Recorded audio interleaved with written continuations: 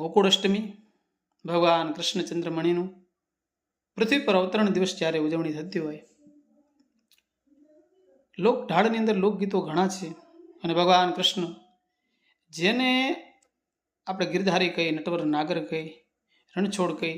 અને અવનવા નામથી લોકો બોલાવે છે, પણ એના બાળપણમાં જે 11 વર્ષ અને 52 દિવસ 11 વર્ષ અને 52 દિવસની જે લીલા કરી, ભાગવત જેને આપણે કહીએ, ભાગવતની અંદર જે લખેલું છે એક યોગ છે, પણ એની અંદર પણ કવિ એમ કહે છે, પણ નંદના ઘરે નાથજી, જોને નંદના ઘરે નાથજી